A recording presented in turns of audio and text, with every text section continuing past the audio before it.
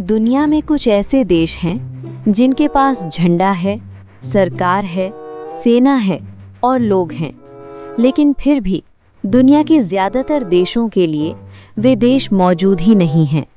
न संयुक्त राष्ट्र में, न आधिकारिक नक्शों में, न अंतर्राष्ट्रीय कानून में। ये देश कागजों पर नहीं, बल्कि इतिहास के अंधेरे कोनों में जिंदा हैं। आज की ये कहानी उन देशों की है जो असल में मौजूद हैं, लेकिन दुनिया उन्हें मानने से इनकार करती है।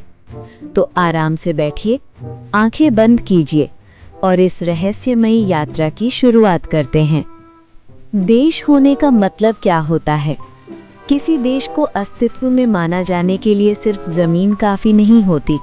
जरूरत होती है एक स्थायी आबादी, एक सरकार, सीमाएं और सबसे जरूरी अंतर्राष्ट्रीय मान्यता। अगर दुनिया आपको मान्यता नहीं देती, तो आप एक देश होते हुए भी देश नहीं माने जाते। यही कारण है कि आज हम जिन देशों की बात करेंगे वे हकीकत में तो हैं, लेकिन कानून की नज़र में नहीं। ट्रांसनिस्ट्रिया, सोवियत यूनियन का भूत। मोल्दोवा और यूक्रेन के बीच एक पतली सी जमीन है, जहां आज भी लेनिन की मूर्तियां खड़ी हैं। इस जगह का नाम है ट्रांसनिस्ट्रिया। यहाँ अपनी सरकार है, अपनी सेना है, अपनी करेंसी है, लेकिन कोई भी देश इसे आधिकारिक रूप से नहीं मानता। सोवियत यूनियन के टूटने के बाद इसने मोल्दोवा से अलग होने की घोषणा कर दी। एक छोटा सा युद्ध हुआ और फिर दुनिया ने इसे नज़रअंदाज कर दिया। यहाँ लोग पैदा होते हैं, बड़े होते हैं और मर जाते हैं, एक ऐसे देश में जो मौजूद ही नहीं। नागोर्नो काराबाख, मिटा दिया गया एक देश।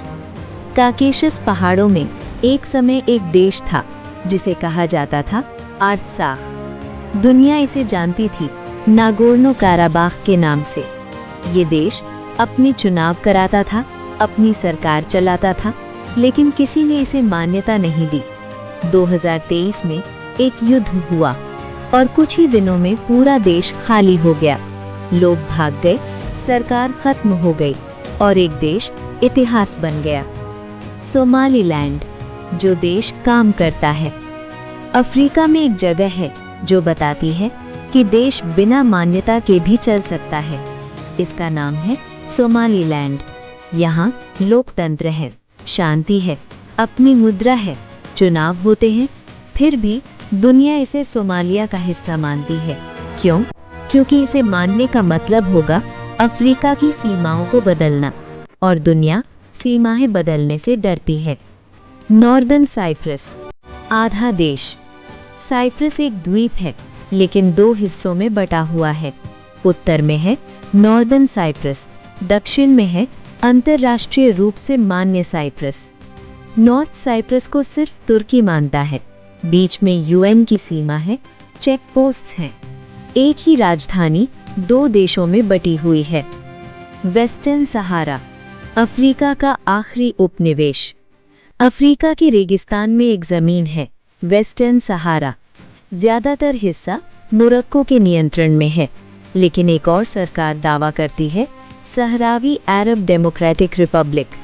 लोग शरणार्थी कैंपों में सालों से इंतज़ार कर रहे हैं, एक वोट का, एक देश का, एक पहचान का। अब्खाज़िया और साउथ ओसेटिया, परछाइयों के देश। जॉर्जिया के अंदर दो ऐसे क्षेत्र हैं जो खुद को देश मानते हैं, अब्खाज़िया और साउथ ओसेटिया। रूस इन्हें मानता है, बाकी दुनिया नहीं।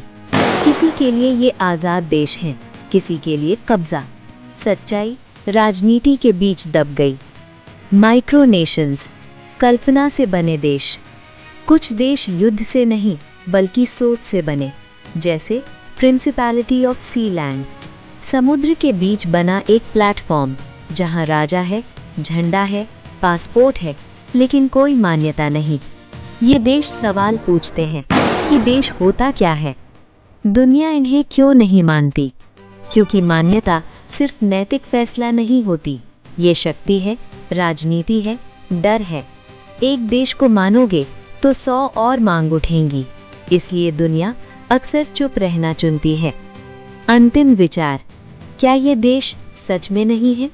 देश सिर्फ नक्शा नहीं होता, देश लोग होते हैं, यादें होती हैं, संस्कृति होती है। ये देश शायद कागजों पर ना हो, लेकिन वहाँ रहने वालों के लिए वे पूरी तरह असली हैं। कभी-कभी सबसे सच्चे देश वही होते हैं जिन्हें दुनिया देखने से इनकार कर देती है। अगर ये कहानी आपको सोचने पर मजबूर कर गई हो तो लाइक करें, कमेंट में अपना ओपिनियन लिखें और चैनल को सब्सक्राइब ज़रूर करें।